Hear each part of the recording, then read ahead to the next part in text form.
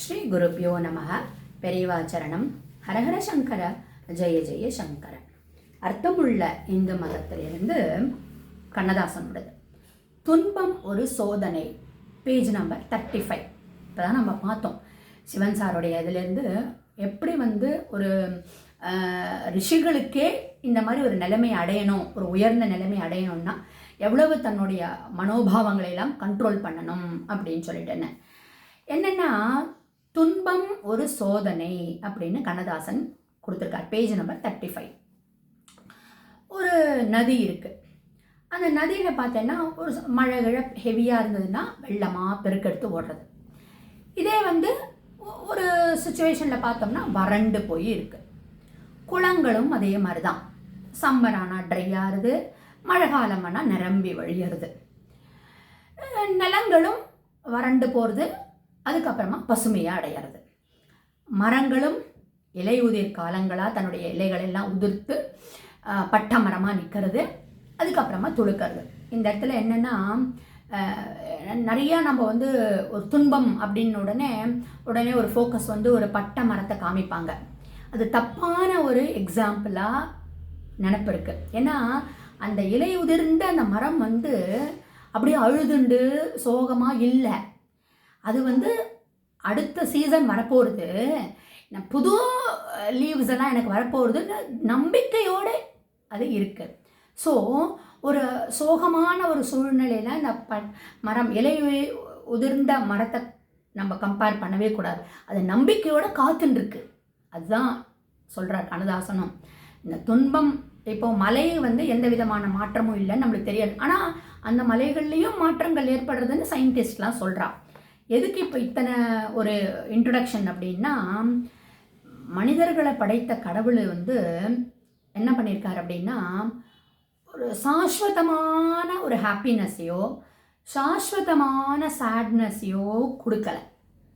Permanent happiness permanent சேட்னஸ்ன்னு யாருக்குமே கிடையாது. ஒரு வரவு வருதுன்னா செலவு இருக்க தானே செய்யும். வரவு மட்டுமே வந்துன்னு இருக்குமா? வறுமைன்னு ஒன்று இருந்ததுன்னா செல்வம்னு ஒரு இருக்கும். இன்பம்னு இருந்ததுன்னா துன்பம்னு கண்டிப்பாக இருக்கும். ஆனால் கடவுளுடைய தராசு தட்டில் அந்த 2 தட்டுகளும் ஏறி ஏறி ஏறி தான் இறங்கும். அதுதான் இடுக்கண் வருங்கால் நகுகன்னு வள்ளுவர் இல்லையா? எந்த செல்வமும் பர்மனண்ட் கிடையாது, எப்போதுமே இருக்காவே இருக்காது. என்ன ஆகும்னா பசி எடுக்கும், ஆனால் உணவு இருக்காது. பசியும் இருக்கும், உணவும் இருக்கும். சரி, உணவு இருக்கும், ஆனால் பசி இருக்காது. இதுதான் நடக்கும். எல்லாமே கிடச்சிடாது. அதாவது அடுக்கடுக்காக பணம் சேர்த்து ஒருத்தர் மிராஸ்தார் ஆனார். 1000 வேலி நிலத்துக்கு மிராஸ்தார் ஆனார். நல்லா பணம் சேர்த்து என்ன ஆகுது? பணம் சேர்த்துட்டார்.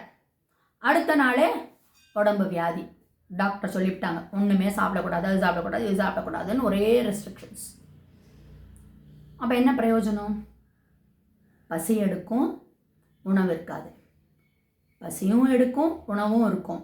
அது நார்மல் நிலைமை. உணவு இருக்கும், ஆனால் பசிக்காது.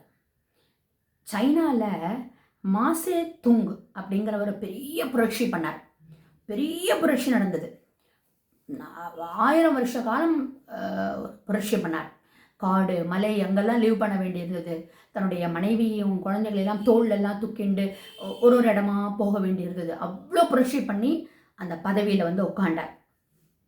பதவியில் உட்காண்டு அனுபவிக்கிறதுக்கு முடியாமல் 2 வருஷம்தான். அவ்வளோ கஷ்டப்பட்டது என்னமோ அவ்வளோ கஷ்டப்பட்டார். பதவியில் 2 வருஷம்தான் நோய்வாய்ப்பட்டு தாக்கு பிடிக்கல, இறந்து போயிட்டார். இவ்வளோ ஏன்?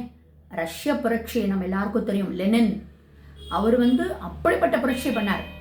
ஆனால் பதவிக்கு கொஞ்ச நாள்லேயே படுக்கையில் விழுந்துட்டார், செத்தும் போயிட்டார். பர்மனண்ட் ஹாப்பினஸ் பர்மனண்ட் சேட்னஸ்ன்னு கிடையவே கிடையாது. கண்ணதாசன் சொல்கிறார், ஒருத்தர் படம் எடுத்தாராம். ஃபஸ்ட்டு படம் பயங்கர ஹிட்டு, லாபம், அவ்வளவு லாபம். ஆனால் அடுத்து ஒரே அடி, எந்த படம் எடுத்தாலும் ஒரே அடி தான், எழுந்திருக்கவே அவரால் முடியலை.